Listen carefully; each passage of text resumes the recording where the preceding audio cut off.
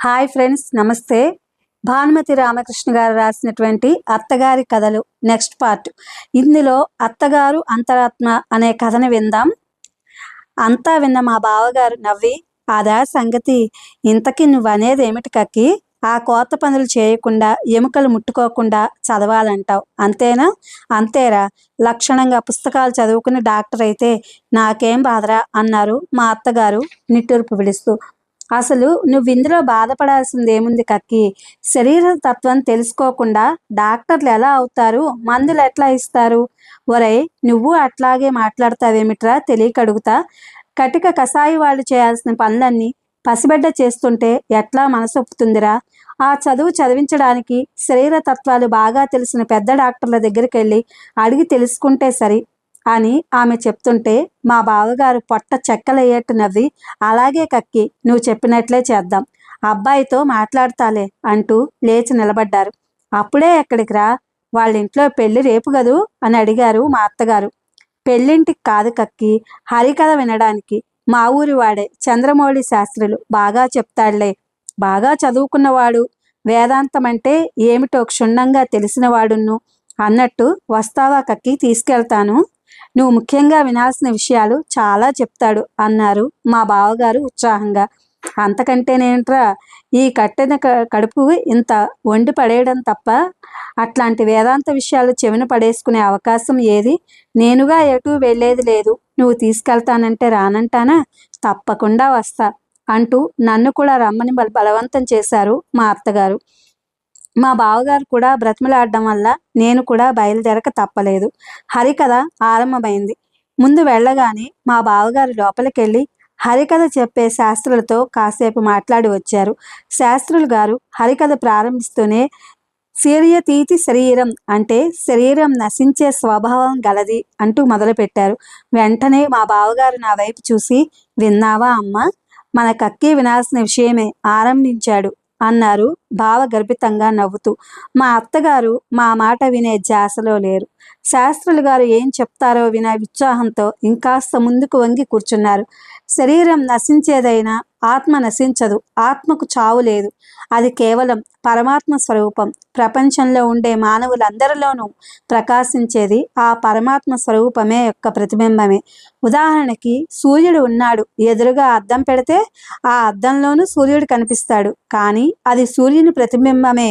ఇద్దరు సూర్యుళ్ళు కారు. అయితే ఆ అద్దం పగిలి సహస్ర తునకలైందనుకోండి, ఆ 1000 అద్దం ముక్కల్లోనూ 1000 సూర్యులు కనిపిస్తారు. అవన్నీ ప్రతిబింబాలే, సూర్యుడు ఒక్కడే. అలాగే ఒకే పరమాత్మ స్వరూపం ప్రతి మానవుడిలోనూ ప్రతిబింబిస్తుంది. అదే ఆత్మ. సాక్షాత్ పరమాత్మ ప్రతిబింబమైన ఆత్మ నివసించే దేవాలయమే మన దేహం. అందుకే దేహు అవాలహ ప్రోక్తం అన్నారు. ఆహాహా, ఏం బాగా చెప్తున్నారా నరం, అన్నీ అమృతవాక్కులే అంటూ మా అత్తగారు ఆనందపడిపోయారు. ఏ విధంగా అయితే అందరిలోనే ఉండే ఆత్మ ఒకే స్వరూపమో, అలాగే మన శరీరం కూడా పైకి రూపభేదాలు కనిపించిన మన లోపలున్న అస్థిపంజరాలన్నీ ఒకే విధంగా ఉంటాయి. అస్థిపంజరం అంటే దేవుడు లేని శిథిల దేవాలయం అన్నమాట. దేవుడు లోపల ఉన్నా లేకున్నా చూస్తూ చూస్తూ శిథిల దేవాలయమే కదా అని కాలుతో తంతామా? అయ్యయ్యో, అపచారం అపచారం. మా అత్తగారు 2 చెంపలు వాయించుకున్నారు.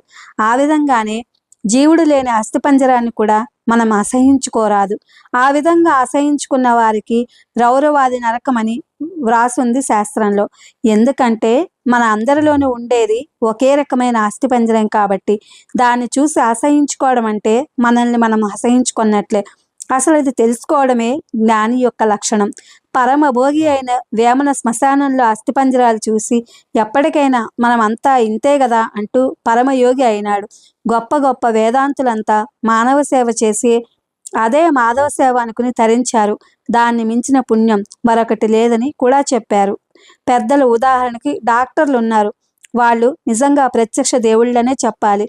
ఒక విధంగా ఆలోచిస్తే అసలు వాళ్లే నిజమైన యోగులు త్యాగులును. ఎంత పెద్ద జబ్బునైనా, ఎంతటి భయంకరమైన చీము రక్తాలతో కూడిన రణమైనా అసహించుకోకుండా సేవ చేసి నయం చేసి బాధను పోగొట్టి బ్రతికిస్తారు. డాక్టర్లే అసహించుకుంటే ఇక రోగుల గతేమిటి? అసలు డాక్టర్లు కాదలుచుకున్న వాళ్ళు ముందు భయము, అసహ్యము ముడుపు కట్టి మూలబడేయాలి. మృతదేహాలను, అస్థపంజరాలను చూసి మానవ శరీర నిర్మాణం తెలుసుకుని దాని లోటుపాటులు అవగాహన చేసుకుని కష్టపడి చదువుతారు. భగవంతుడు పుణ్యాత్ముల్ని చేరదీసి పాపాత్ముల్ని అసహించుకుంటే మనుషుల గతేమిటి? అలాగే డాక్టర్లు కూడా డబ్బు సంపాదనతో పాటు డాక్టర్లకు పరమార్థం కూడా ఉన్నది. మంచి డాక్టర్, గొప్ప డాక్టర్ అనిపించుకోవాలంటే పూర్వజన్మ సుకృతం కూడా ఉండాలి. ఎందుకంటే బీదలకు వైద్య సహాయం చేస్తూ స్వార్థము, సోమరితనము లేకుండా ఎటువంటి సందర్భాల్లోనైనా సరే సిరికింజెప్పడు అన్నట్లు అర్ధరాత్రి అయినా వెళ్ళి రోగులకు సేవ చేసి బాధ నివారణ చేసే డాక్టరే ధన్యుడు.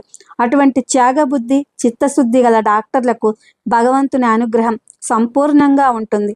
అందుకే ఒక్కొక్క డాక్టరు మస్తం అమృతం హస్తం అంటుంటారు. ఇంటికి వస్తూనే మా అత్తగారు హడావిడిగా మేడ మీదకి వెళ్ళారు. మాకు గాబరా కలిగింది. నేను, మా బావగారు ఆమె వెనకాలే వెళ్ళాం.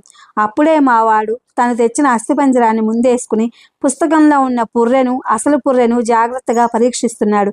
మా అత్తగారు వెళ్తూనే ముందు అస్థిపంజరానికి భక్తిగా నమస్కారం చేసి 3 సార్లు లెంపలు వాయించుకున్నారు. ఆ తర్వాత మనవడి బుగ్గలు పుణికి పుచ్చుకుని ముద్దు పెట్టుకుని వాడి వీపును నివురుతూ, నా తండ్రి, నా దేవుడు నువ్వే, చదివేది గొప్ప చదువురా, తిక్కముండని, తెలియక ఏమిటో అనుకున్నాను. మా నాయన దీర్ఘాయుష్మంతుడివై 100 కాలాల పాటు బీదాబిక్కీకి సహాయం చేస్తూ గొప్ప డాక్టర్ అనిపించుకోవాలి అంటూ మా అత్తగారు ఆనందపడిపోతుంటే ఆమెలో కలిగిన మార్పుకు నిర్ఘాంతపడిపోయా. ఏం జరిగిందో తెలియక మావాడు అయోమయ స్థితిలో నా వైపు చూశాడు. వాణ్ణి చూసి నవ్వుతూ తర్వాత చెప్తాను అన్నారు సౌండ్ లేని లిప్ మూమెంట్తో మా బావగారు. ఇది ఫ్రెండ్స్ అత్తగారి కథలు రిటర్న్ బై భానుమతి రామకృష్ణ గారు. అత్తగారు అంతరాత్మ. ఇంతటితో ఈ కథ సమాప్తమైంది. Thank you for watching.